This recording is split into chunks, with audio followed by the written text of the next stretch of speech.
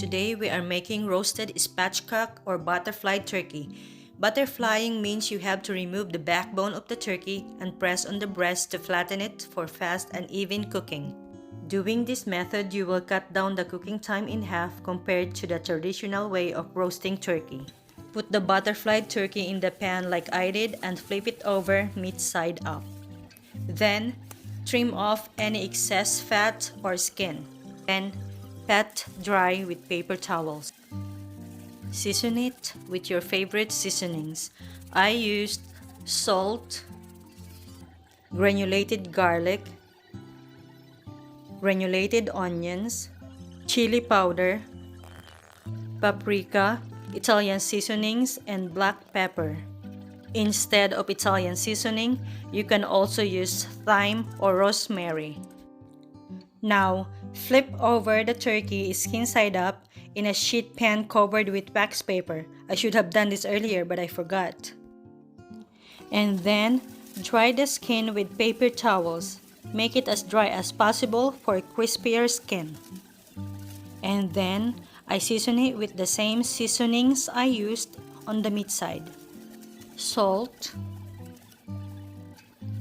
granulated garlic, granulated onions, paprika, chili powder, Italian seasoning, thyme or rosemary, and black pepper. And then, holding a wing in your hand, lift that side of the turkey a couple of inches and tuck the wing underneath the bird's back. Please excuse my arm, I forgot to rotate the turkey to show you how it's done. Dry any liquid you see before putting it in the fridge uncovered for 2 to 3 nights for dry brining. This is what it looks like after 1 night in the fridge. Dry any liquid you see and put it back in the fridge. After the 2nd or 3rd night, take the turkey out of the fridge and leave in room temperature for 1 hour before roasting. While the turkey is resting, cut up some celery, onions, and garlic. You can also put fresh rosemary or thyme and put it in the bottom of the roasting pan. Add water just enough to cover the bottom of the pan and put a roasting rack over the vegetables. 15 minutes left of turkey resting time. Turn the oven on to 450 degrees Fahrenheit and lower the oven shelf just below the center. Dry any liquid or moist part you see on the turkey.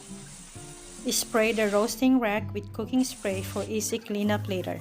Put the turkey over the roasting rack and rub with oil, 3 tablespoons or so. Don't use olive oil because it's not made for high temperature cooking. Cooking time varies depending on your oven, how big is the turkey, and where you inserted the thermometer in the turkey. Roast turkey for 30 minutes on 450 degrees Fahrenheit, then lower the oven temperature to 350 degrees Fahrenheit and rotating the turkey once in a while cooking. The roast is done when a probe thermometer inserted into the thickest part of the breast registers 155 degrees or the thigh registers 165 degrees. Make sure that the thigh registers 165 degrees. Dry brining the butterfly turkey results in crispier skin, more flavorful meat, and moist, tender, juicy meat. The only regret you have using this method is that you did not try it sooner.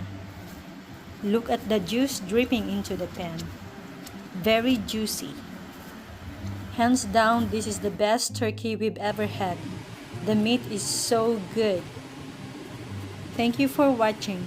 Don't forget to subscribe, like this video, and share. Enjoy!